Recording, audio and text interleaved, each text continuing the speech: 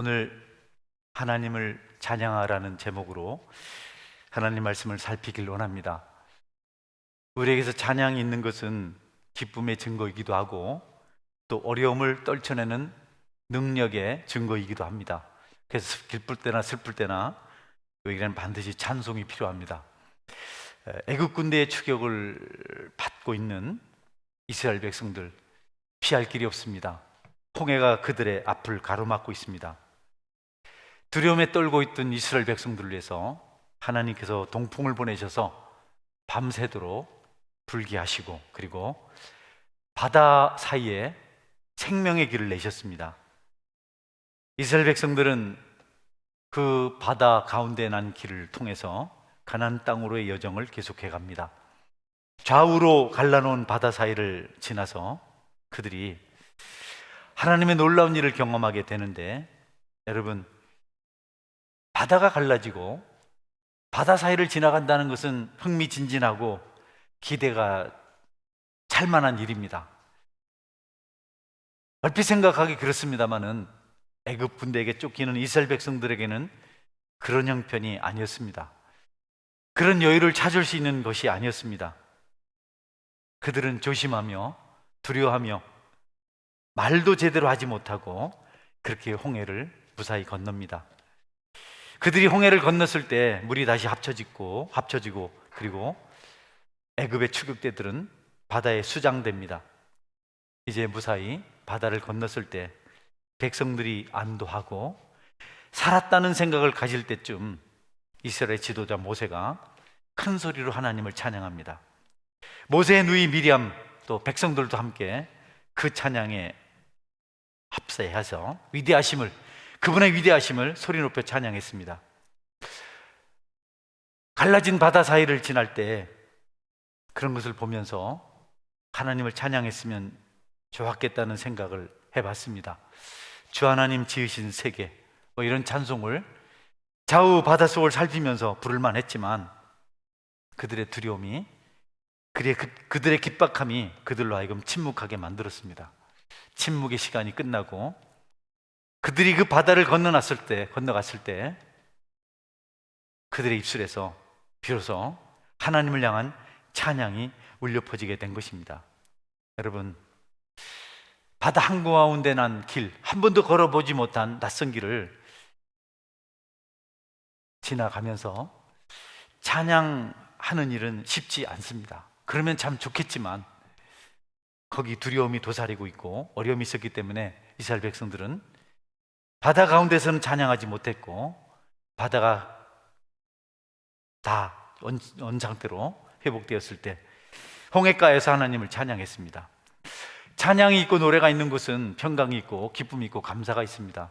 제가 오래전에, 아주 오래전이죠, 옛 모압 지역 요르단을 여행한 적이 있었습니다. 그때 유럽에서 온 여행객들 한 7, 8명이 회의하기 위해서 만들어 놓은 옛날 모압의 유적지죠. 둥글게 이렇게 모자이크를 딱 이렇게 깔아놓은 곳에 안에 들어가지 못하니까 서로 이렇게 둥글게 서서 찬양을 하더라고요. 아주 잘해요. 성악가들이 온 것 같이 막 그런 찬양을 잘하는 사람끼리 여행을 온 것 같았습니다. 근데 참 감동을 많이 받았어요. 좀 할 수 있다면, 동참할 수 있다면 함께 하겠는데 노래가 너무 수준이 높고 이태리 수준의 가곡 수준의 그런 거라서 신라의 달판 같은 거 한번 불러보겠는데, 찬양한다는 것, 노래한다는 것은 참 기쁜 일이죠. 누구에게나 감격이 되는 일입니다.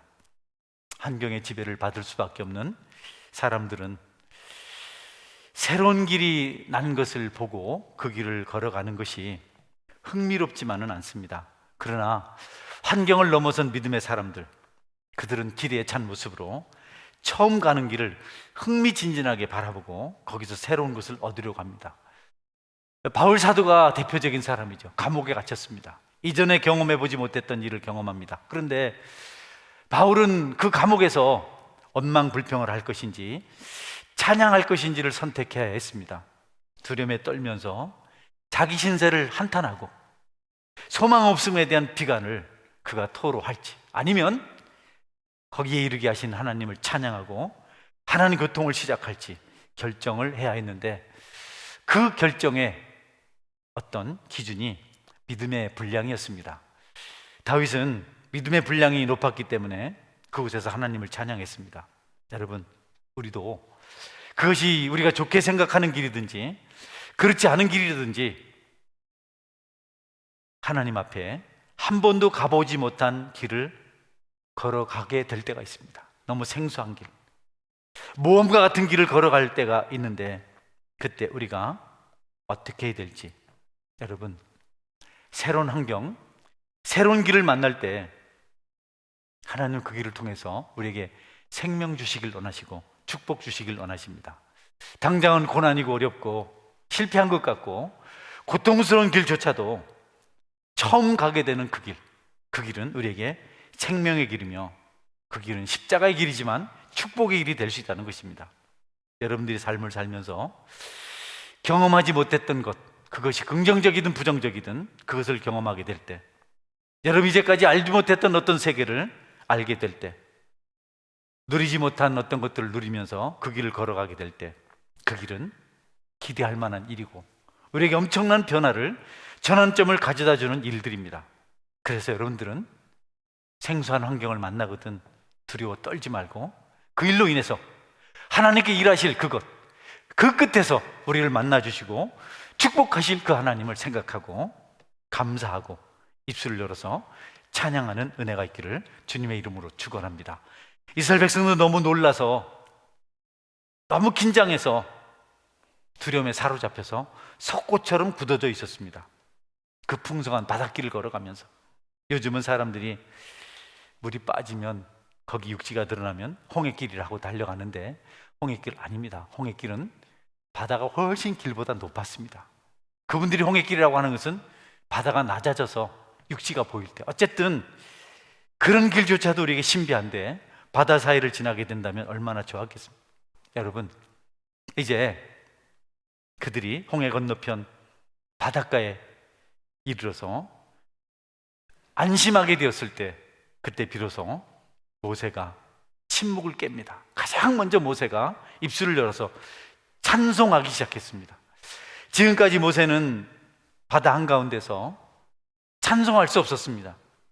모세는 연약한 백성들을 생각해서 그랬습니다. 다 두렵고 떨리고 그들이 궁핍한 가운데 있는데 혼자서 믿음 좋다고 그들을 무시하고 그렇게 쉽게 행동하는 그런 사람이 아니었습니다. 바다를 건너서 모든 백성들의 마음이 편안해지고 안심하게 되었을 때 비로소 모세가 하나님 앞에 그 모든 행한 일을 고백하며 찬송합니다. 그리고 이스라엘 백성들도 모세와 함께 그의 누이 미리암도 찬송합니다. 여러분, 홍해 맞은편에서, 광야 한켠에서 이스라엘 백성들이 모여서 모세와 더불어 힘차게 찬양을 연주했는데, 여러분, 그 장엄한 찬양, 지금까지 전무후무한 가장 위대한 합창이었습니다. 가장 위대한 코러스, 200만 명이 넘는 사람들이 모여서 하나님을 힘있게 찬송한 첫 번째 일이고, 그리고 유일한 일이었습니다. 모세는 혼자 찬송하기를 원치 아니하고 그 백성들과 함께 찬송하고 싶었습니다. 그래서 합창을 했습니다. 그는 우는 자들과 함께 울고 즐거워하는 자와 함께 즐거워할 수 있는 그런 성령의 사람이었습니다. 로마서 12장 15절은 이렇게 말씀합니다. 즐거워하는 자들과 함께 즐거워하고 우는 자들과 함께 즐거워하라. 여러분, 사촌이 땅을 사면 배가 아프면 안 됩니다. 함께 기뻐하시길 바랍니다. 원수가 넘어지면 즐거워하지 말고 그를 격려하고 위로할 수 있어야 합니다. 모세는 그런 사람이었습니다. 하나님은 그 찬양을 받아주셨습니다. 그 엄청난 코러스, 어린아이로부터 어른에 이르기까지 200만 명 남녀노소가 마음껏 하나님을 찬송했을 때, 그때부터 기적이 일어나기 시작했습니다. 어떤 기적이냐면, 여러분, 모세가 시내산에서 하나님의 계명을 받습니다. 놀라운 일이죠. 그리고 그 말씀을 시작으로 이스라엘 백성들은 율법을 얻게 되었고, 그리고 광야에서 장막교회를 세우게 됩니다. 지금까지는 제단교회였습니다. 짐승을 잡아서 하나님께 드리는 제단, 아브라함의 제단, 노아의 제단, 야곱의 제단, 이삭의 제단이 교회였습니다. 그런데 제단 교회를 넘어서 이제 함께 모여서 하나님을 예배할 수 있는, 하나님께 제사할 수 있는 성막교회가 세워지게 됩니다. 하나님께서 감사하며 그 백성들이 찬송하는 소리를 들으시고 그들에게 복을 주신 것입니다. 장막교회, 이동이 가능한 교회를 세우셔서 그 교회가 머무는 곳에 하나님도 임재하셨습니다. 때로는 불기둥으로, 때로는 구름기둥으로, 때로는 실제로 본인이 현현하시기도 하고 천사들을 보내시기도 하셨습니다. 그러니 여러분, 우리의 찬송은 가볍게 여길 것이 아닙니다. 할렐루야. 찬송은요, 하늘문을 엽니다. 우리의 찬송이 하늘에 사무칠 때 하늘이 열리고 축복이 임합니다. 여러분이 세련된 찬송을 할 수는 없습니다. 그걸 요구하지 않습니다. 그러면 너무 좋죠.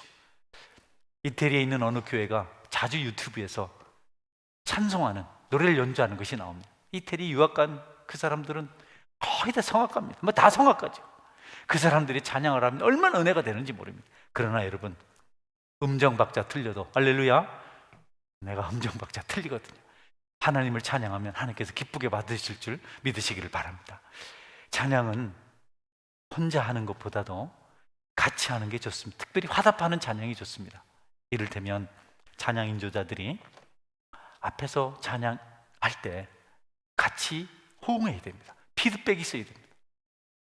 열심히 찬양하고 기도하고 같이 은혜 나누기 원하는데 찬송하지 않아요. 딴 생각해요. 우리 인생은 피드백이 필요합니다. 하나님도 그것을 좋아하십니다. 여러분이 같이 모세와 그 백성들처럼 함께 찬송할 때 하나님이 기뻐 받으시고 그 찬송을 통해서 이곳에 기적이 일어날 줄 믿으시기를 바랍니다. 그 찬송이 울려 퍼진 이후에 제가 노래를 잘 못합니다.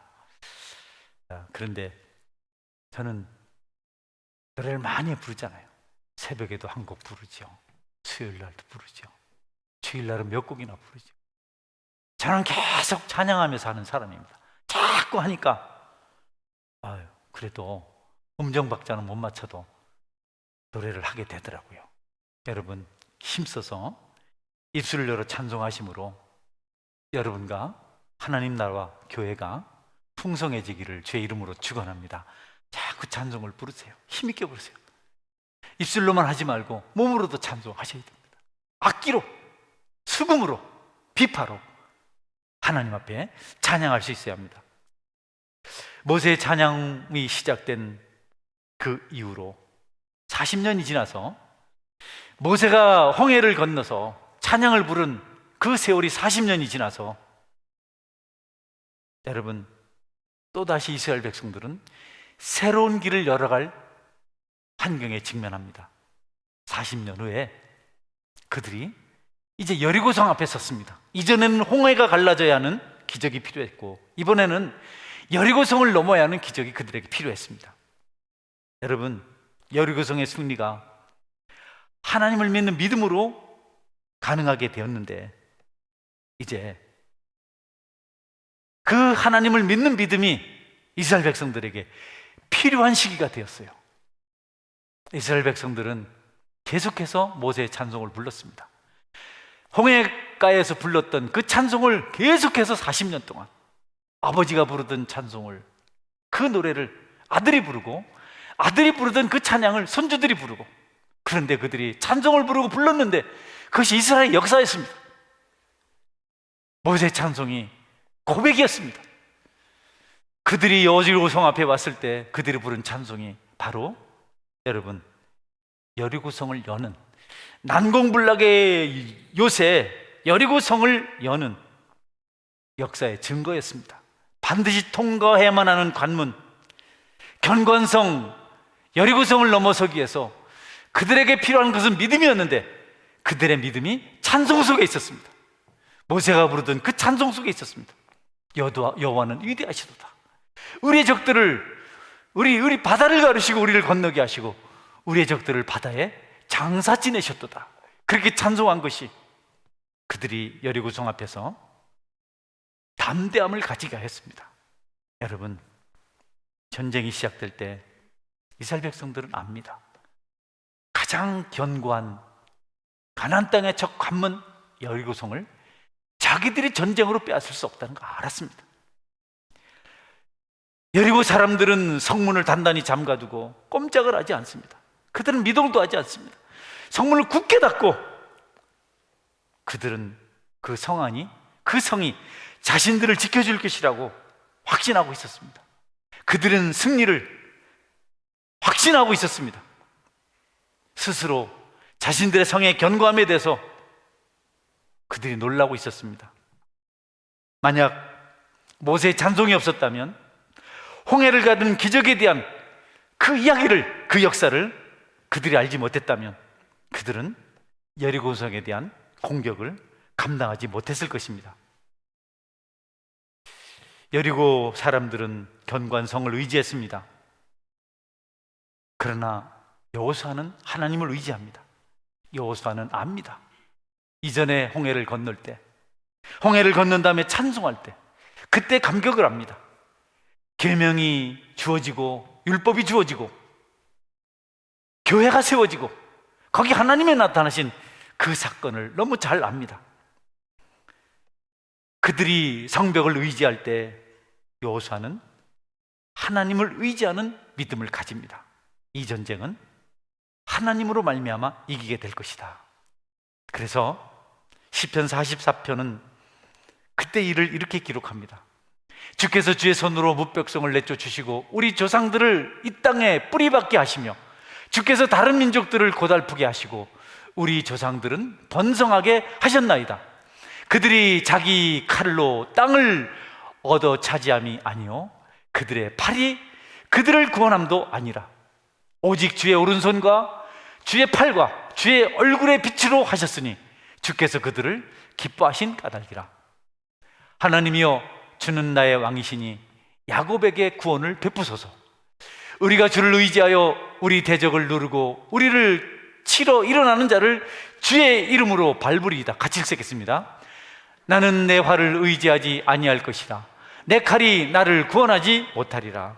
네, 여러분, 성 안에 있는 자들은 똑같은 이야기를 들었습니다. 40년 전에 지금 자기들 성 앞에서 자기들을 공격하라고 했던 그들이 40년 전에 거기 서서 이 땅을 정탐하고 두려워해서 서로 싸우다가 광야로 간 이야기를 알고 있습니다. 이스라엘 백성들이 홍해 이야기를 알고 있다면 여리고 성 앞에서 간담이 녹아서 적군 앞에서 서로 다투며 수치를 보이다가 광야로 쫓겨간 그들의 이야기를 그들도 들었습니다. 성은 그들의 신앙이고 홍해를 가르신 하나님은 이스라엘 백성들의 신앙이었습니다. 성을 신으로 여기는 가나안 족속들과 홍해를 가르신 하나님을 하나님으로 따르는 이스라엘 백성들과 이제 전투가 시작됩니다. 그날 여호수아는 40년 전에 거기서 외쳤습니다. 이 성은, 이 땅은, 이 가나안 지역은, 팔레스틴 지역은 하나님께서 우리에게 주신 것인데 그냥 가서 취하면 됩니다. 이 땅은 우리 것입니다. 그들은 우리의 밥입니다. 그때 그렇게 외치면서 그 땅으로 가자고 말했습니다. 다른 모든 사람들은 10명의 정탐꾼뿐 아니라 모든 백성들은 불가능하다고 했어요. 이건 우리가 얻을 수 없는, 불가능하다. 하나님이 주셨다니까. 우리에게 뭐가 있다고? 칼이 있나 창이 있나? 여러분, 하나님의 일은 하나님이 하시는 줄 믿으시기를 바랍니다. 믿음입니다. 비전입니다. 우리는 우리가 가진 비전을 말하기가 좀 민망해요. 쑥스럽잖아요. 뻥쟁이 이런 소리 듣잖아요. 엉터리. 그런데 여러분, 하나님을 믿는 믿음이 오늘 본문에서 이긴 것을 우리가 압니다. 여러분, 여호수아는 그날 그 믿음을 고백했지만 오히려 그것 때문에 돌에 맞을 위기에 처했고, 그래서 어쩔 수 없이 무리도 할 겸 광야로 갔는데 40년 동안 광야 생활을 하면서 한 번도 그 땅을 잊은 적이 없었습니다. 하나님께서 우리에게 주신 땅, 그 땅은 우리 땅인데, 그리고 40년 뒤에 그 앞에 섰습니다. 이제 여호수아가 지도자가 되었습니다. 그는 분명하게 말합니다. 이 땅은 우리 땅이다. 우리가 취하여 얻을 것이다. 여러분, 어려움 앞에서 믿음을 가진다는 건 쉽지 않는데 그렇게 가진 사람들이 승리합니다. 바울과 실라를 보십시오. 감옥에 갇혔습니다. 여러분, 그들이 뭐 했습니까? 찬송했습니다. 찬송하며 기도했습니다. 거기 지금 찬송할 때입니까? 내일은 죽을 판인데. 그런데 여러분, 믿음으로 하나님을 바라보고 찬송했더니 옥토가 무너졌습니다. 성도들의 싸움은 하나님께 달려 있습니다. 하나님을 인정하고 하나님을 믿고 찬양할 때 길이 열리고 거룩한 역사가 일어납니다. 우리 이성적인 판단, 우리의 경험, 우리의 지식 아무것도 아닙니다. 저는 여러분들의 가슴 속에 하나님을 믿는 믿음이 있기를 주님의 이름으로 축원합니다. 비전이 우리를 인도합니다. 물론 그것을 위해서 우리는 인내해야 되고 많은 것을 포기해야 하지만 그것보다 더 부가가치 있는 일을 만날 수가 없어요. 가장 값진 일 만납니다. 사람들은 하나님을 바라보는 믿음 대신 물질을 생각해요. 모든 수단과 방법을 동원하지 않고 돈을 모아요. 이제 돈을 많이 모았으니까 행복해질 것이다. 하나님이 어리석은 자야, 네 그거 내가 다 가져갈 텐데, 그럼 네 영혼을 내가 거둘 텐데, 네 목숨을 내가 거둘 텐데, 그러면 네가 준비한 것이 누구게 되겠냐? 우리가 성경 말씀을 보면서도 돈을 벌어보려고 애를 씁니다.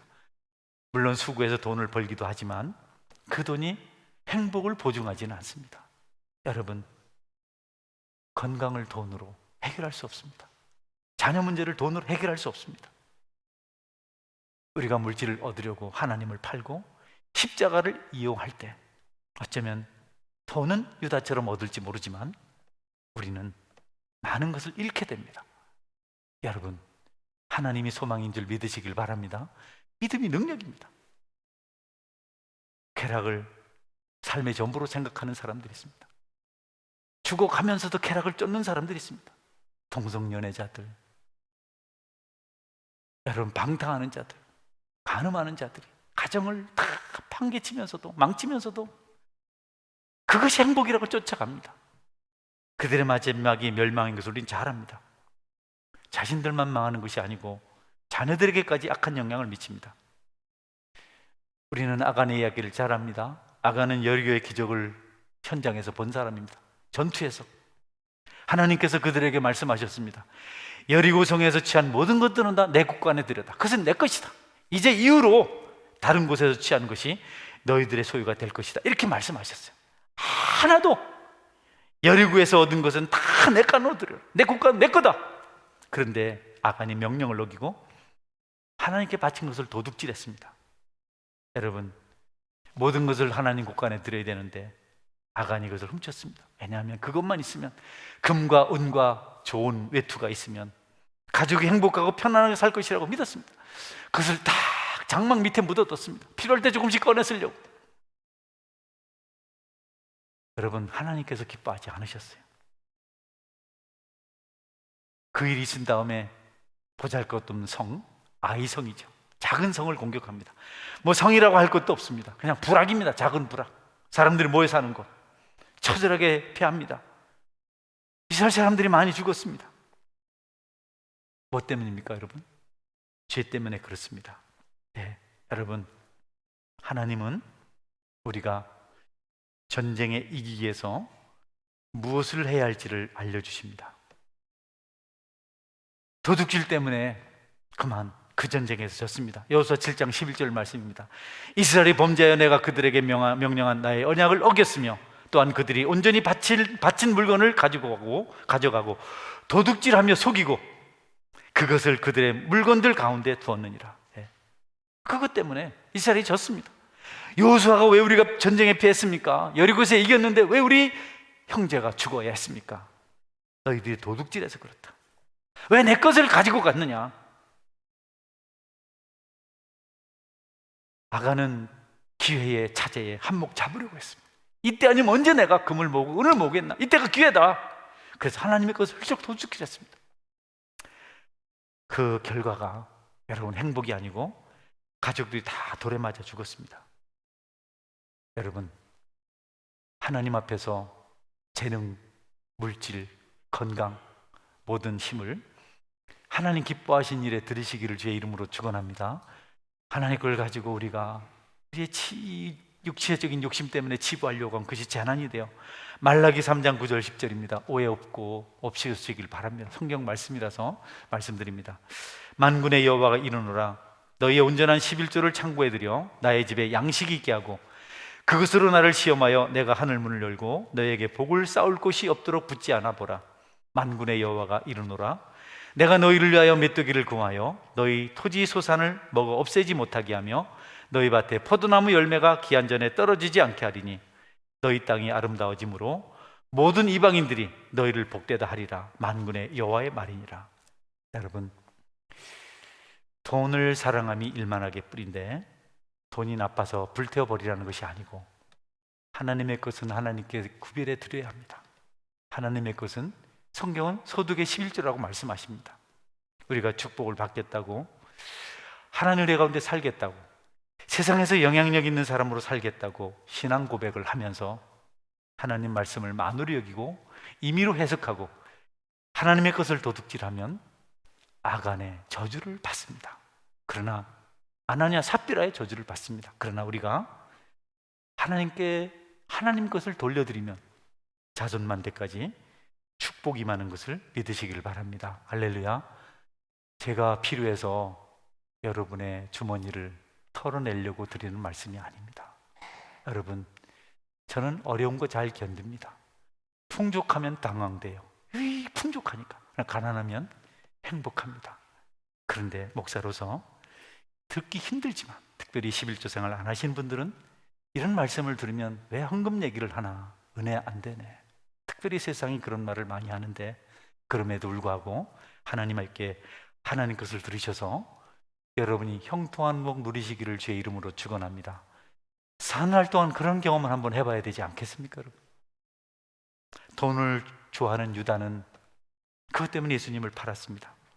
계속 물질을 탐하다가 도적이 되어서 마침내 예수님을 은삼십에 주고 팔았어요. 예수님께서 유다에게 알게 하셨습니다. 최후의 만찬, 마지막 십자가를 짊어지기 시기 전 마지막 정찬을 제자들과 함께 하면서 너희 중에 하나가 나를 팔리라, 이렇게 말씀하셨습니다. 여러분, 주님께서 그 말씀을 하셨을 때 죄가 없는 사람이 없잖아요. 제자들이 도전을 받았습니다. 찔림을 받았습니다. 다른 게 아니고 주님 말씀이라서. 그래서 하나같이, 주님, 나는 아니지요. 내가 죄가 있는데 내가 예수님을 팔 짠가? 예수님을 돈과 바꿀 짠가? 혹시 내가 그럴까? 찔림이 왔어요. 말씀을 들을 때 가장 좋은 반응이 이겁니다. 가장 나쁜 반응은 다른 사람 생각하는 겁니다. 목사님은요, 이런 생각하고 남편 생각하고 아내 생각하는 것은 말씀을 듣고 가장 나쁘게 보이는 반응입니다. 제일 나쁘고 비참한 거죠. 그리고 합리화시키는 거. 뭐 그럴까? 신약시대인데 뭐 이런저런 것으로 반항하는 사람들은 말씀을 잘못 받은 아주 나쁜 그런 상황에 처하는 사람들입니다. 제자들은 말씀을 바로 받았어요. 주님, 나는 아니지요. 여러분, 제자들의 입에서 개탄의 소리가, 통탄의 소리가 울려 퍼졌습니다. 여러분이 하나님 말씀을 듣고 혹시 찔림이 있고 속이 내리는 것 같고 거룩에 대한 소원이 생기거든 여러분에게 축복이 임한 줄 아시고 그 말씀을 따라 살아가시는 은혜가 있기를 주님의 이름으로 축원합니다. 제자들에게 자각 증상이 일어났어요. 그 양심이 살아있는 겁니다. 도둑놈은 떳떳하게 끄떡도 하지 않는데 다른 제자들이 이구동성으로, 주님, 나는 아니죠. 내가 설마 그럴까요? 여러분, 아닌 사람이 누가 있겠습니까? 그럴 가능성이 없는 사람이 누가 있겠습니까? 그러나 찔림을 받은 자들은 미혹을 받지 않았고, 찔리지 않고 떳떳했던 유다는 미혹을 받아서 죄를 저질렀습니다. 하나님 우리를 축복하시기 전에 우리 속에 찔림을 주십니다. 우리를 새롭게 만드십니다. 여러분이 어느 말씀이든지 그 말씀에 도전이 되고 큰 부담이 되고 내가 어찌할까 하는 생각이 들거든 이제 축복이 시작된 줄 알고 그때부터 입을 열어서 찬송하는 영의 사람이 되실 수 있길 바랍니다. 베드로가 오순절 이후에 엄청 은혜를 받고 성령 충만한 설교자가 되었습니다. 사람들이 베드로의 설교를 듣기 위해서 모였습니다. 베드로가 그들을 향해서 짧은 설교했습니다. 사도행전 2장이 그 설교 내용입니다.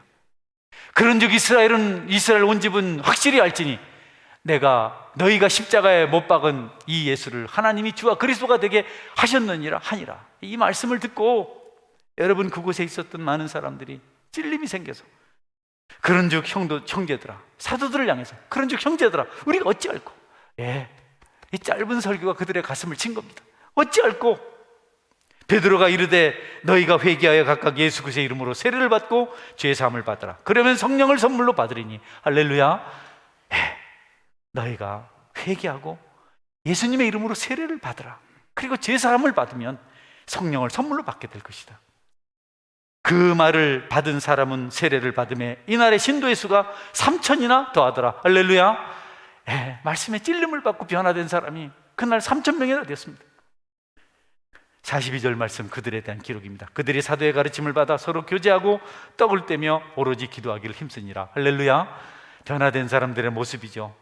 모이기를 힘쓰고 성찬식을 하고 기도하는 일에 전심했습니다. 가나안 땅 정복을 위해서 지도자로 세움을 입은 여호수아는 막연하게 그냥 하나님의 일을 하려고 하지 않았습니다. 그는 하나님의 일을 하고 하나님의 도움을 받고 하나님의 축복 가운데 서야 될 사람들, 승리를 구하는 사람들이 갖춰야 될 것이 무엇인지를 알고 있었습니다. 첫 번째가 성결했습니다. 깨끗함. 하나님의 군대는 전략이 중요하지 않습니다. 무슨 무기가 중요하지 않습니다. 하나님이 전쟁을 하시기 때문에 하나님과 할 수 있는 조건, 깨끗함, 거룩함, 정결함, 성결함이 있어야 되죠. 세상의 장수들은 너희들의 전통의 화살이 가득하냐? 활은 잘 메었느냐? 창날은 날카롭냐? 너희들의 칼날은 예리하냐? 이제 힘을 내라. 장수들은 창을 들고 군사들은 칼을 들고 궁수들은 활통을 메고 나를 따르라 이렇게 외칩니다. 그러나 하나님의 군대는 하나님을 의지하기 때문에 가장 첫 번째 성결한가를 생각합니다. 여러분, 거룩에 대한 도전이 오거든 비껴가지 말고 싸워서 악을 물리치고 죄를 물리치고 깨끗하게 되는 은혜를 경험하시기를 주의 이름으로 축원합니다. 그런 도전을 받을 때 축복이 시작되는 거예요. 거짓말쟁이가 거짓말을 버릴 때, 간음하는 자가 깨끗하게 할 때, 욕하는 자가 욕을 멈출 때, 분노하는 자, 원망하는 자, 시기하는 자가 그런 것을 멈출 때, 그때 진짜 하나님의 복이 시작됩니다.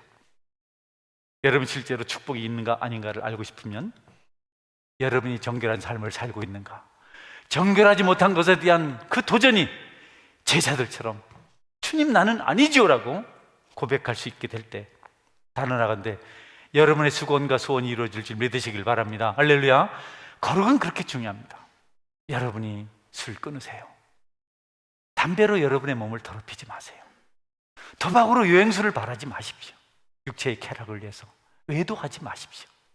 젊은 청년들 육체를 깨끗하게 하십시오. 결혼하신 분들, 여러분 다른 여자 다른 남자를 쾌락의 도구로 생각하면 안 됩니다.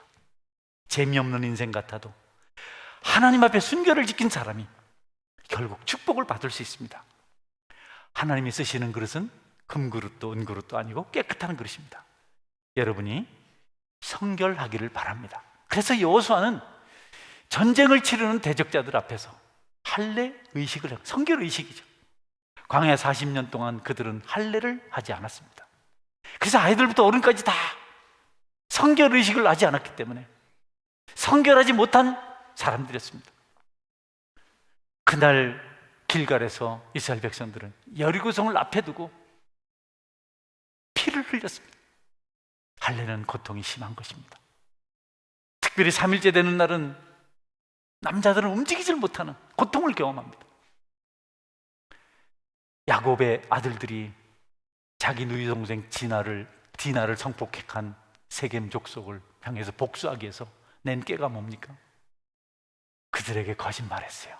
너희 족속이 다 할례를 행한다면 우리가 할례를 필요로 하는 민족이기 때문에 내 딸을, 우리 누이를 너희들에게 시집 보내겠다. 그래서 할례를 다양하게 만들고 고통이 가장 심한 3일째 되는 날 그 성을 공격해서 세겜 족속을 다 죽이옵소서. 여러분, 전쟁하러 나가는 사람 절대로 적군을 앞에 두고 할례를 해서는 안 됩니다. 그러나 성결이 우선이기 때문에 여호수아는 그 원수들 앞에서 성결 예식을 행했습니다. 여러분, 적이 눈앞에 있는데 그들은 깨끗한 길을 걸어갔습니다. 어렵고 힘들지만 우리는 잘 압니다. 많은 군대가 있었어도 죄가 있기 때문에 전쟁에 피한 이야기를 합니다. 심지어는 하나님의 성물인 법궤를 메고 전쟁에 나갔어도 그들이 성결하지 못하기 때문에, 그들이 깨끗하지 못하기 때문에 전쟁에서 피한 것을 잘 알고 있습니다. 다윗은 하나님을 의지하는 신실한 사람이었지만, 그는 믿음으로 골리앗을 물리쳤지만 그라도 성결하지 못하니까 하나님 앞에, 여러분, 아들이 배반을 하는 엄청난 징계를 받았습니다. 하나님의 군대는 군사의 숫자가 아닙니다. 무기 문제가 아닙니다.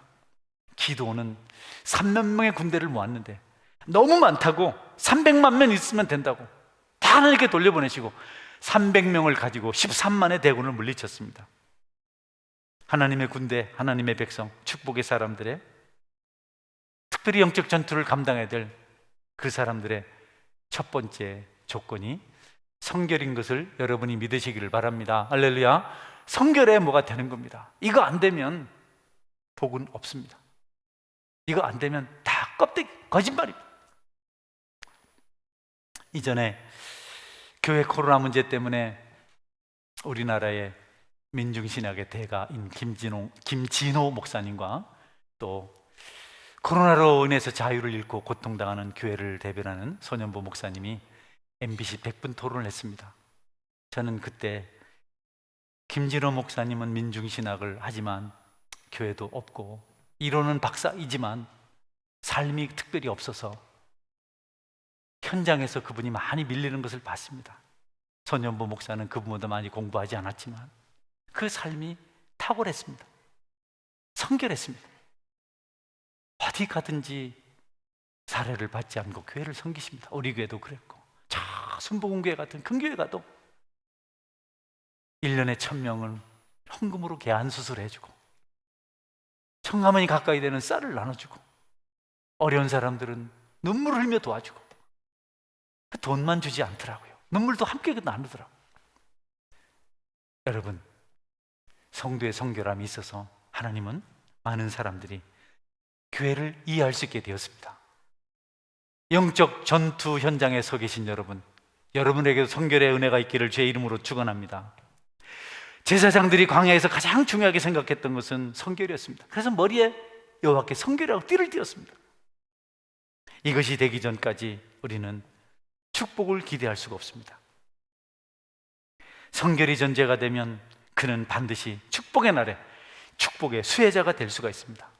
안희숙 사모님은 일본 만행이 극심할 때 환상을 보셨어요. 일본이 불바가 되는 그런 환상을 봤습니다.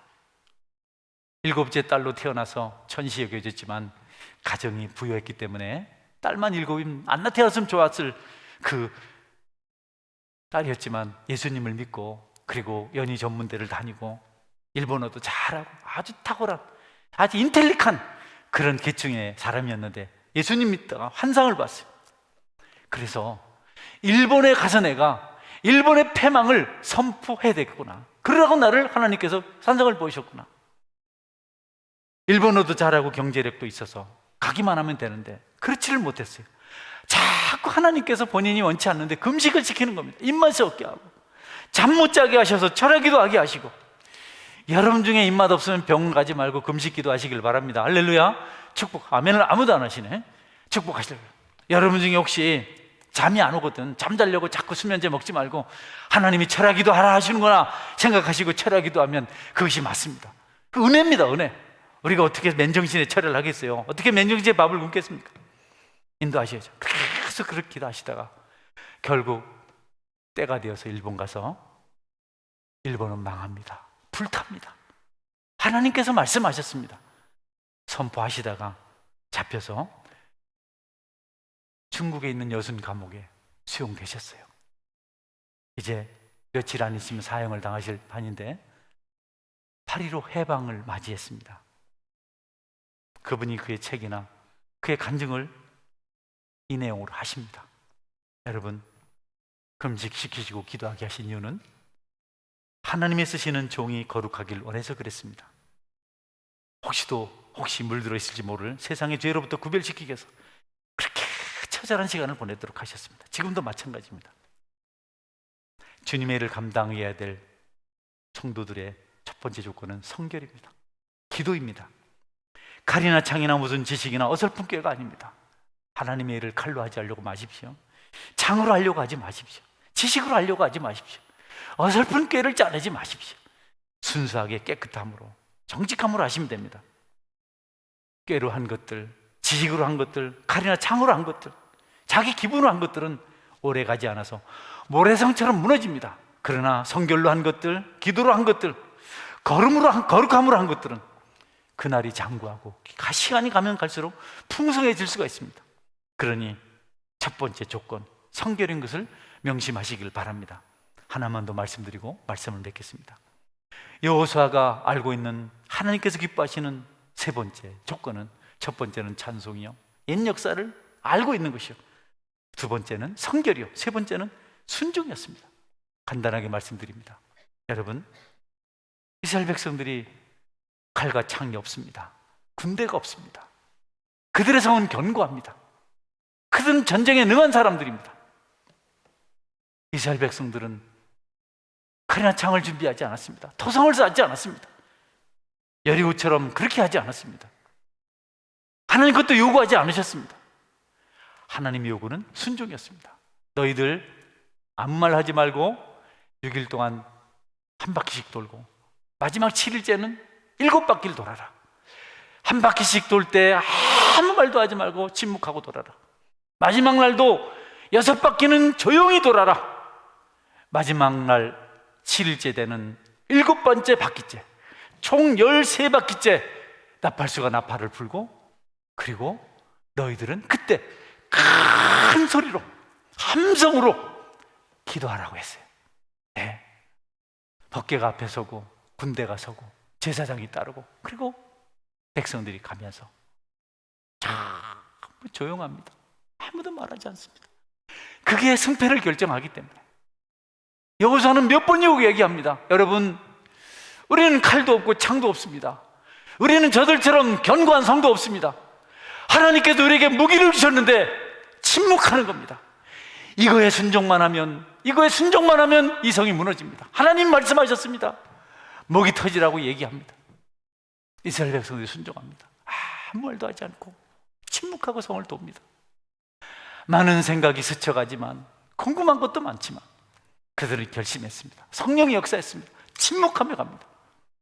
여러분, 하나님 말씀하신 대로 마지막 13바퀴째 나팔수들이 나팔을 불고, 그리고 이스라엘 백성들이 함께 소리 질렀습니다. 단번에 여리고성이 무너졌습니다. 할렐루야. 여러분, 여러분의 인품이 성숙하고 생각이 거룩할지라도 말을 많이 하면 허물이 드러납니다. 하나님의 크신 일은 말로 되는 것이 아니고 침묵으로 이루어지는 줄 믿으시기를 바랍니다. 할렐루야. 말은 적게 할수록 좋습니다. 그래서 침묵은 금이라고 안 합니다. 아무리 똑똑하고 모든 환경을 다 꿰뚫고 있고 여러분이 독수리 눈을 가졌다 할지라도 그것이 침묵하는 순종보다는 못합니다. 어줍지 않은 지식을 말하지 마십시오. 알지 못하는 것들을, 추론을 말하지 마십시오. 소문을 말하지 마십시오.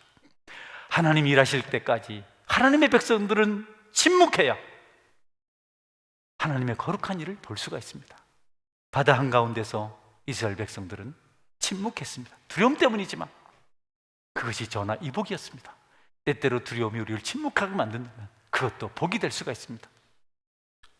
부사용회를 건넌 것이죠. 이전에 여리고성 앞에서 내가 오르니 네가 오르니, 산이 죽니 싸우니 많이 다툴 때, 말을 많이 하고 불평할 때 그들은 쫓기는 자리에서 광야에 가서 다 죽고 없어졌습니다. 그러나 지금 이스라엘 백성들은 40년 후에 하나님 말씀대로 침묵하고 그 성을 돌아서 마침내 승리를 얻을 수가 있었습니다. 여러분, 우리는 기도할 때만 입을 열어야 합니다. 말씀을 전할 때만 입을 열어야 합니다. 복음을 전할 때만 우리의 입술이 사용되어야 합니다. 사랑할 때 말할 수 있어야 합니다. 격려할 때 말할 수 있어야 합니다. 찬송할 때 입을 열 수 있어야 합니다. 그러나 비방의 말이나 어집작은 지식이나 자기 생각을 말하는 것은 우리가 참으로 조심해야 합니다. 여러분 왜 간절히 찬양하지 않습니까? 아직 고통이 더 필요합니까? 더 힘들어야 하나님을 찬양하시겠습니까? 우리의 찬송이 하늘에 사무쳐야 되는데 우리는 그렇지가 않습니다. 우리는 기도하지 않습니다. 그렇게 하지 않는 이유를 너무 많이 가지고 있습니다. 기도하라면 덤벼드는 사람도 있습니다. 하나님을 찬송하면서 기도하지 않는다고요? 여러분, 기도 없이 어떻게 찬양이 됩니까? 바울과 신라와 찬송과 기도로 옥토를 무너뜨렸습니다. 그리고 여러분, 성결하십시오. 첫 번째도 성결이요, 두 번째도 성결이요, 세 번째도 성결이요. 하나님은 성결이라고 말씀하셨습니다. 마지막으로 침묵으로 순종하시기를 바랍니다. 하나님, 우리가 그렇게 하기를 원하십니다. 그렇게 할 때 우리의 침묵이 나중에 천국에서 그 날에 이르러서 천사들 대열에서 찬송하는 입술로 바뀌게 될 것입니다. 여러분에게 찬송이 있으며 거룩함이 있으며 침묵하는 순종이 있어서 하나님의 기적이 마침내 이루어지는 것을 볼 수 있게 되기를 주의 이름으로 축원합니다. 하늘나라에서 우리가 홍해가에서 최고의 코러스를 만든 모세처럼 우리도 함께 천사들과 합창할 날을 보게 될 것입니다. 이 은혜가 있기를 축원합니다. 아멘. 같이 기도하겠습니다. 하나님, 내가 찬송하는 자가 되게 하여 주옵소서. 그런 것 아니면 내 입술이 침묵하게 하여 주옵소서. 하나님, 내가 성결하게 하여 주옵소서. 가진 세상의 추악한 일을 다 흉내내며 살면서 하나님의 축복이 왜 없느냐고 그렇게 말하는 것은 어리석지 않습니까, 여러분? 하나님은 깨끗한 그릇을 쓰신다고 했는데, 그들에게 채우신다고 했는데, 그릇을 더럽혀 놓고 축복을 기대하는 이런 참 화설프고 모순된 일을 우리가 행해서는 안 되지 않습니까? 하나님, 성결의 영을 주옵소서. 성결에 대한 소원을 주시고 내게 찔림 있게 하여 주옵소서. 속으로 아브라함의 자손이라 말하지 말라. 예수님께서 유대인들에게 그렇게 하셨어요. 바리새인들에게. 나는 아니라 말하지 말고 제자들처럼 찔림이 있어서 나는 아니지요라고 질문하고 깨달음 있는 그런 은혜가 있도록 우리 같이 한번 기도합니다. 동성으로 기도하겠습니다. 전능하신 하나님,